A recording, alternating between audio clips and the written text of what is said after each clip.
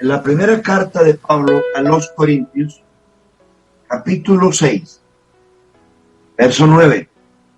¿No sabéis que los injustos no heredarán el reino de Dios? No erréis, ni los fornicarios, ni los idólatras, ni los adúlteros, ni los afeminados, ni los que se echan con varones heredarán el reino de Dios. Y esto erais, dice Pablo, y esto erais algunos, mas ya habéis sido santificados, habéis sido lavados, habéis sido justificados en el nombre del Señor Jesucristo y por el Espíritu de nuestro Dios.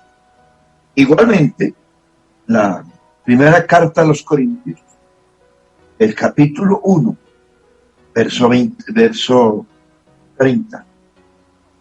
Mas por él estáis vosotros en Cristo Jesús, el cual nos ha sido hecho por Dios sabiduría, santificación,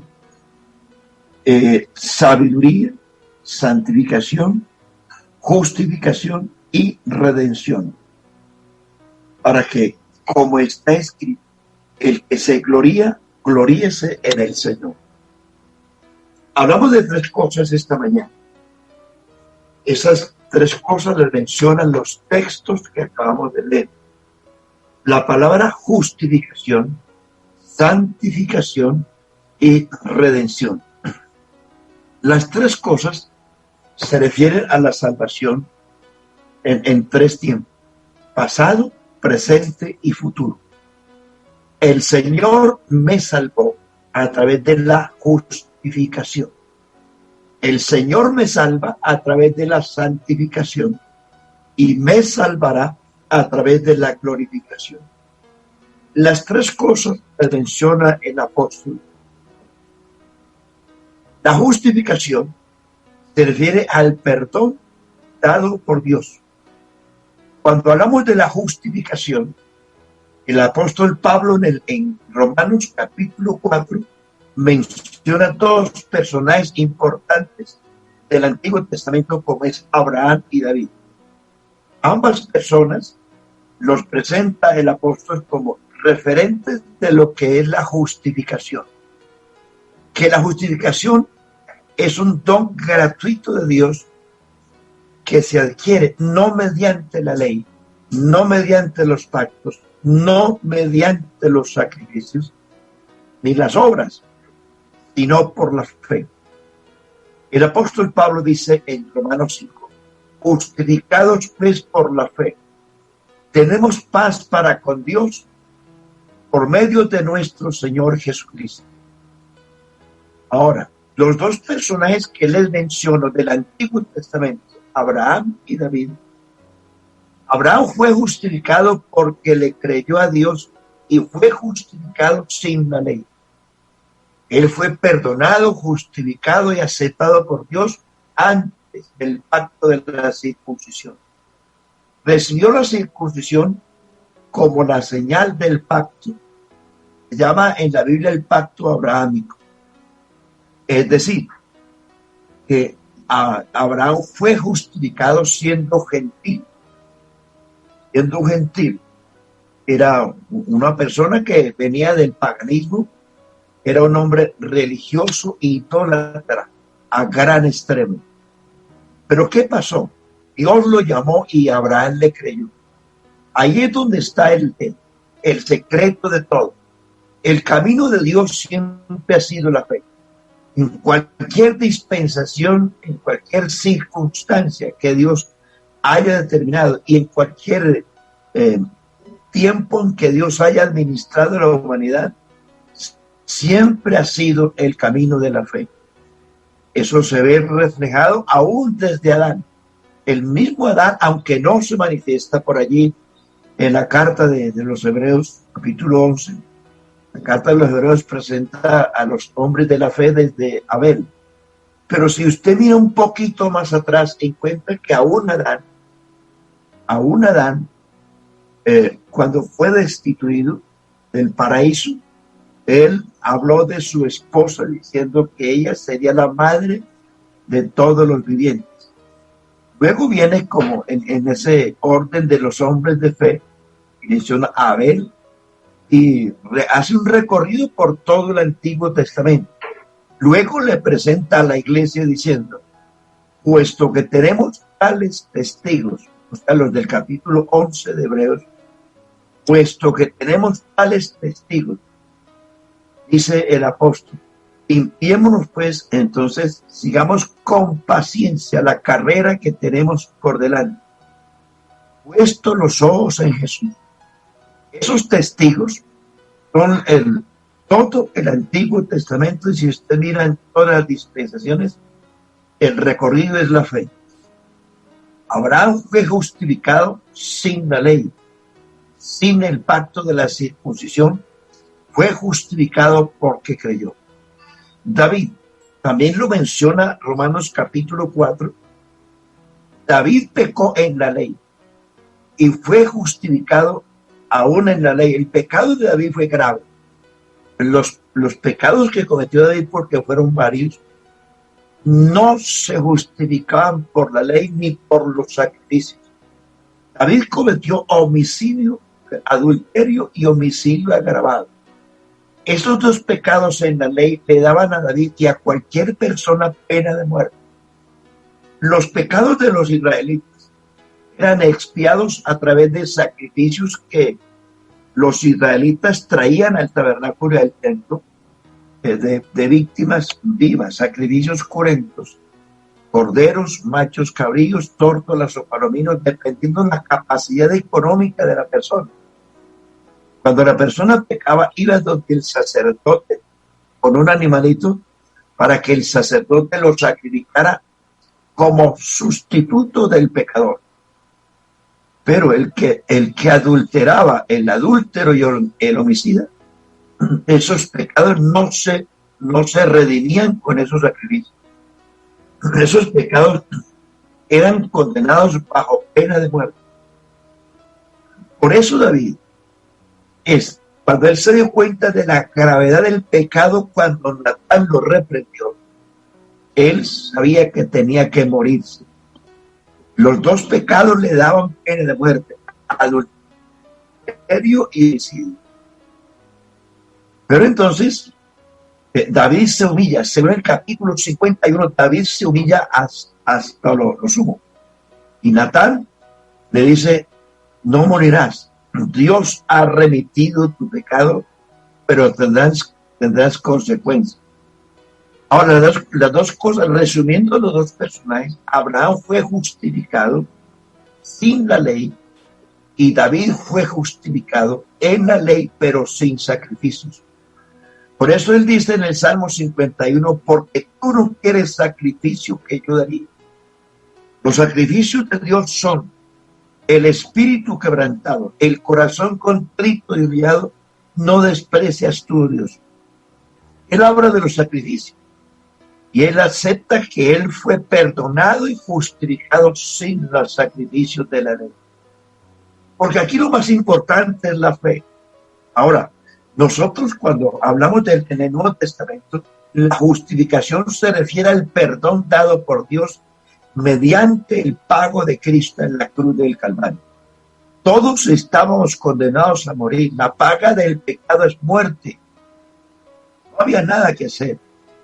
La única manera de redimir nuestro pecado era que alguien muriera en nuestro lugar. ¿Quién podía hacerlo si todos los hombres han pecado? Como dice Romanos 3:23, por cuanto todos pecaron, están destituidos de la gloria de Dios. Es decir, no existía ningún hombre en la tierra que pudiera convertirse en sustituto del hombre pecador para librarlo de la muerte. Por eso Cristo, que es Dios manifestado en carne, vino en calidad de hombre. El único ser que pisó la tierra, que no pecó, fue Cristo. Y por eso era el único que podía ir a la cruz como sustituto de nosotros. Estábamos condenados a muerte. Si Cristo no muere por nosotros, nosotros estamos condenados a morir. No solamente a morir, a ir al infierno eternamente y para siempre. Esa es la gracia de la justificación. Cristo nos perdonó a través de su muerte, sepultura y resurrección. La palabra justificación quiere decir, va en tres sentidos. ¿Sí? Y Dios me justificó, dice, tenemos paz para con Dios. Cuando una persona es perdonada, es justificada, tiene paz con Dios, paz con su conciencia y paz con los demás. En esas tres etapas se refiere a la justificación y el perdón. Si Dios me perdonó, no le debo nada a Dios. Y si Dios me perdonó, yo tengo que perdonarme a mí mismo. Hay gente en la iglesia, aunque Dios los perdonó, no se han perdonado ellos. Todavía viven recordando sus pecados. Y cada vez que uno los oye llorando, algunos están recordando lo que hicieron. Así no es.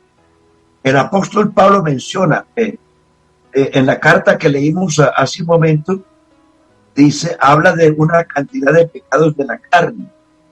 Esto, entonces agrega Pablo, pero esto erais algunos. Erais. Es importante tener en cuenta eso, hermano.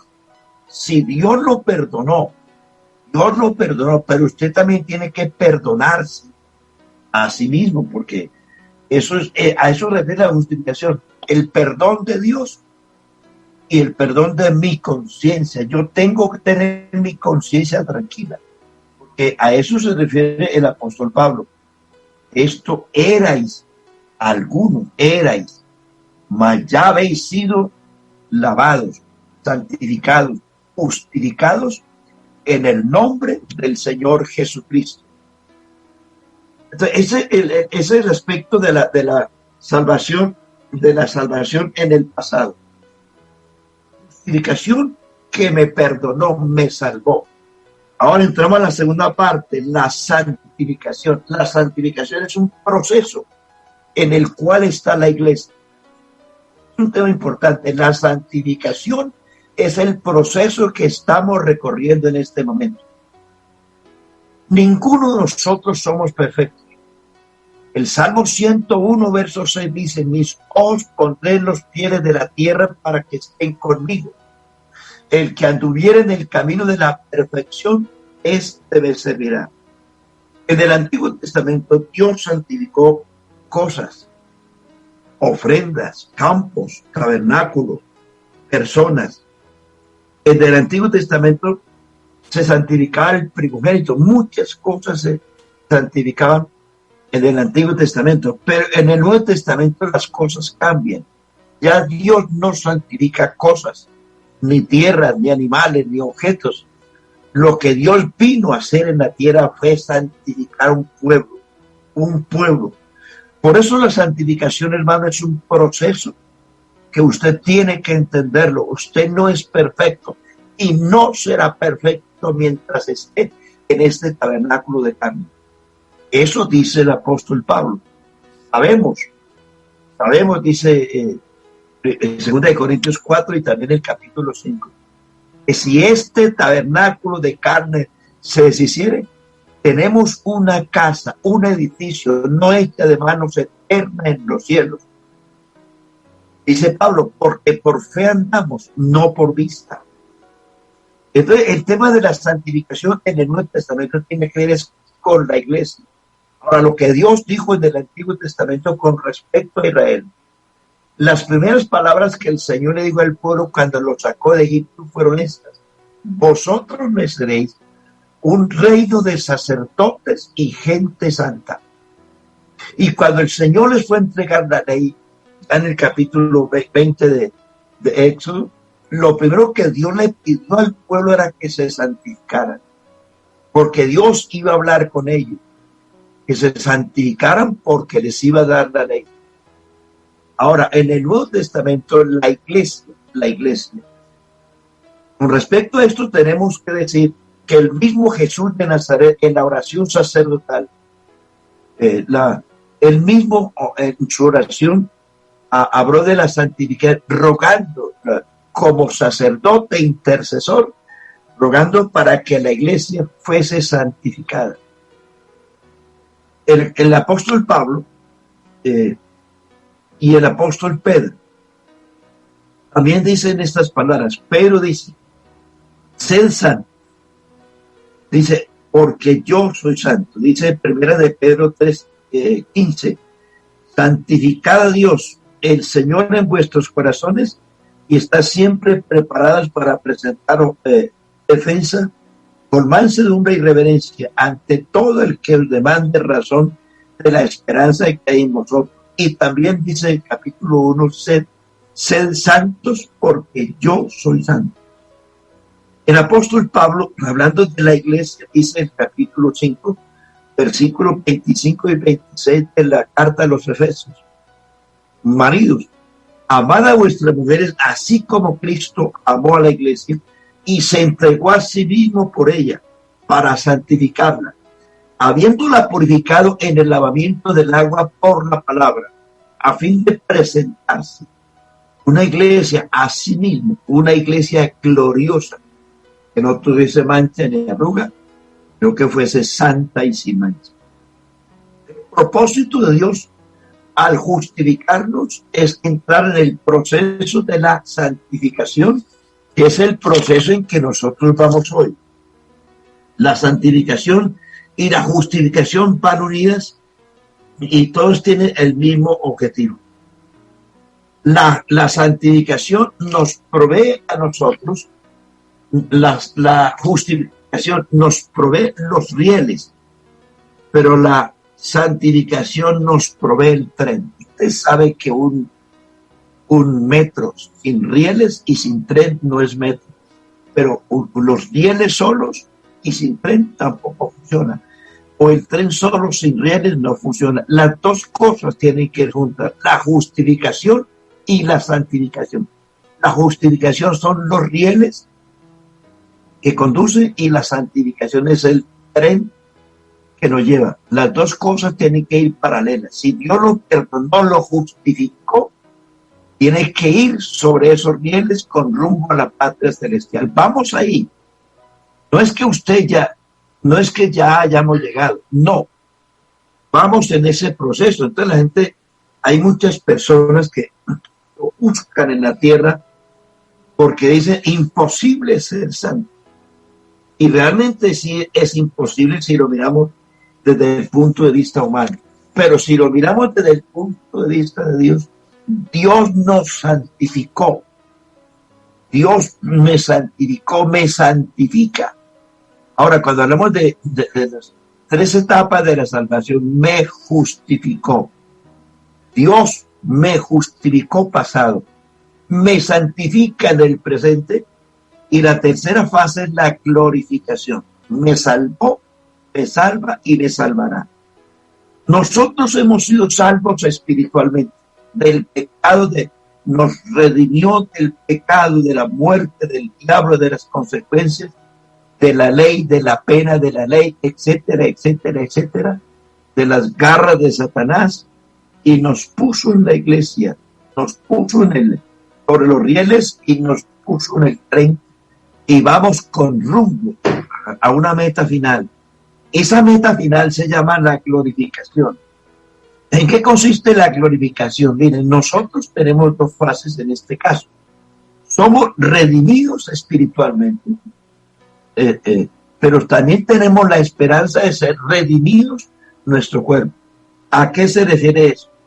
La glorificación consiste en que algún día, si estamos sobre los rieles y sobre el tren que nos lleva a la meta final, la glorificación consiste en que algún día nosotros, la iglesia, seremos semejantes a Cristo en su cuerpo de resurrección.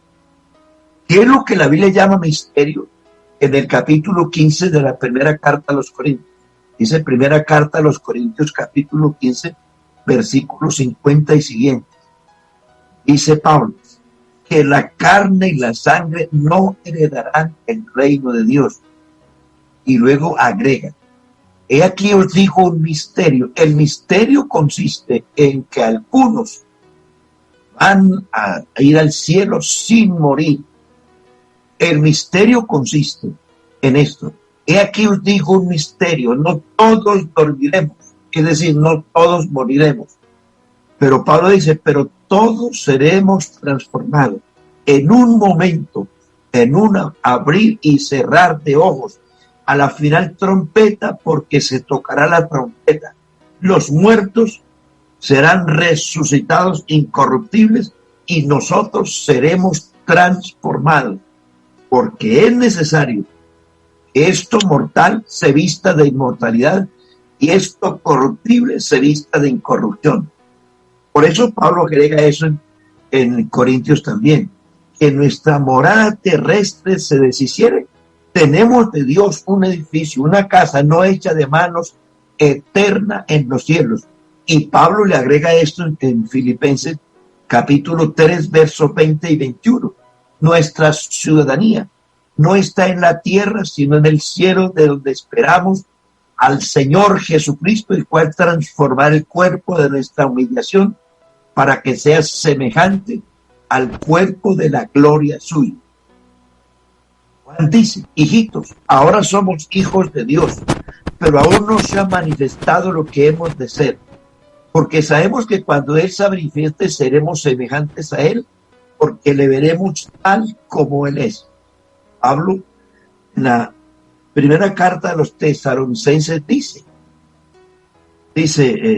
capítulo 4, verso 13, no os entristezcáis como los que no tienen esperanza, porque si creemos que Jesús murió y resucitó, traerá con Jesús a los que durmieron en él.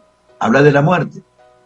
Porque el Señor mismo, con voz de mando, con voz de arcángel y con trompeta de Dios, descenderá del cielo, y los muertos en Cristo resucitarán primero.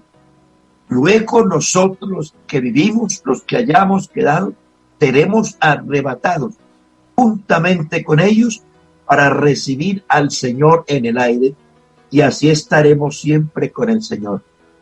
Entonces, el misterio consiste en que muchos de los que estén vivos serán arrebatados, pero antes de eso tendrán que ser transformados.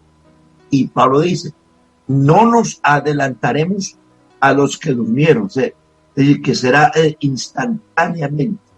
Y Pablo dice, en un momento, en un abrir y cerrar de ojos, a la final trompeta, porque se tocará. Iglesia de Cristo, en esta mañana les digo en el nombre de Jesús, la meta de la iglesia no es quedarse aquí en la tierra y mucho menos en la gran tribulación. La meta de la iglesia es llegar, pero hay que estar sobre los rieles y metidos en el tren. Si usted se baja del tren, usted se pierde. Si usted se desprende del buen olivo, usted se pierde. Aquí no pierde Dios, el que pierde es usted. ¿Quiénes perdieron según la parábola del olivo en Romanos capítulo 11? Perdieron los israelitas que fueron desgajados de la savia del buen olivo. ¿Quiénes ganaron? Los que hemos creído que hemos sido injertados en la savia del buen olivo. Pero Pablo dice, ojo, que si Dios no los perdonó a ellos, siendo las ramas naturales, siendo el pueblo de los pactos y de las promesas, si Dios no los perdonó a ellos por la incredulidad de ellos, dice Pablo, a ti tampoco te perdonará. Teme pues, dice Pablo, teme, no te ensoberbezcas contra ellos ni contra nadie, sino teme, porque si ellos, siendo las ramas naturales, dueños de los pactos y las promesas, Dios no los perdonó por su incredulidad, a ti tampoco te perdonará. Porque poderoso es Dios para volverlos a injertar en la savia del buen olivo, como es la promesa que tienen ellos en la gran tribulación. Ahora, el asunto de la iglesia, hermano, no es que nosotros lleguemos a la gran tribulación. La iglesia será arrebatada y glorificada antes de la gran tribulación. No piense que usted ya es perfecto, ni se desanime por las circunstancias y debilidades de su vida. Puede cometer errores, claro, estamos llenos de eso, pero no se baje del tren, no se baje, quédese ahí, ese tren lo llevará a puerto seguro. ¿Cuál es el puerto seguro de la iglesia? La glorificación. El apóstol Pablo en Romanos 2:7 dice, los que buscan gloria, honra e inmortalidad. La inmortalidad consiste en que algún día dejaremos este tabernáculo de carne, o sea que muramos o que vivamos. Si morimos, resucitaremos primero con Cristo. Si no, seremos transformados y juntamente con los muertos en Cristo subiremos a recibir al Señor en el aire. Hermano, en eso consisten las tres fases de la salvación. Me salvó a través de la justificación, me salva a través de la santificación y me salvará a través de la glorificación. Estamos en la segunda fase, en el tema de la santificación. Quédate ahí, quédate. No te bajes del tren. Cualquiera que lo intente hacer se pierde. Solo hay una meta, solo hay un camino. Pablo dice estas palabras. Lo que era para mí ganancia, dice él, lo tengo como pérdida para ganar el amor de Cristo. No pretendo, dice Pablo, no pretendo haberlo ya alcanzado, pero una cosa hago, olvidándome lo que queda atrás y extendiéndome a lo que está adelante. Usted no puede. Si va viajando en un avión usted sabe que hay turbulencia y a veces causa terror usted estar en el aire, en medio de la turbulencia que muchas veces se presentan en el aire.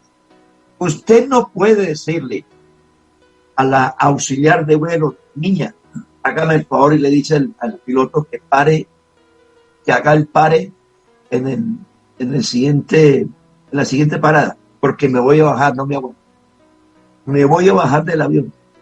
Amigo y hermano, si usted prendió un viaje en avión, tiene que mantenerse allí.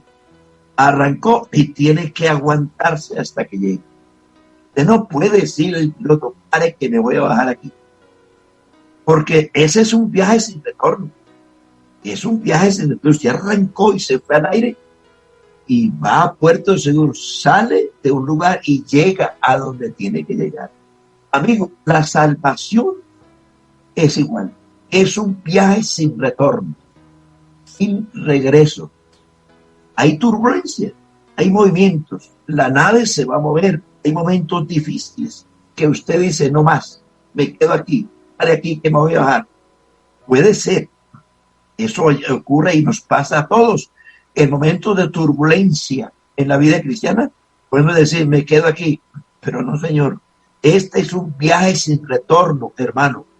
El día que usted despegó en su vida cristiana, manténgase en la nave, porque esa nave, aunque haya turbulencias de una manera y de otra, aunque se sacuda, hay un lugar seguro donde usted va a llegar. Le hago esa comparación para que piense que la salvación es un viaje sin retorno. Arrancó y llegue en medio de turbulencia, como sea, hay que llegar al puerto seguro, que es el final de nuestra salvación. No importa lo que pase, la meta de la iglesia, de usted como cristiano, es llegar a la glorificación y a la inmortalidad, porque eso es parte de lo que la Biblia dice. Nosotros somos herederos de Dios. Hemos heredado de Dios la vida eterna, la salvación. Pero agrega Pablo, y coherederos con Cristo. ¿Qué es la palabra coheredero? Co quiere decir igual. Coheredero quiere decir que nosotros tendremos un cuerpo semejante al de Cristo. Nosotros llegaremos a la inmortalidad, a la semejanza de Cristo. Ese es el puerto seguro a donde usted tiene que llegar, y eso es lo que la Biblia llama que somos coherederos con Cristo. Hemos muerto con Cristo, sepultados con Cristo, resucitados con Cristo, sentados con Cristo, vendremos con Cristo, reinaremos con Cristo, porque en Cristo lo tenemos todo. No importa cómo se mueva la nave, con Cristo estamos más que seguros, porque somos más que vencedores por medio de aquel que nos amó. Recuerden las tres fases de la salvación. me justificó, me justificó, me santifica y me glorificará. Pasado, presente y futuro. Me salvó a través de la justificación, me salva a través de la santificación y me salvará a través de la glorificación. Vamos, puerto seguro, pero no puede bajarse de la nave si quiere llegar. Te invito a orar en el nombre de Jesús. Padre, te doy gracias. Oh Dios, tu palabra es viva y eficaz. Gracias, Señor. Te ruego, Dios, por la iglesia, por los hermanos, que nos mantengamos firmes en esta nave hasta llegar a puerto seguro. Amén. Dios les bendiga, hermanos y amigos.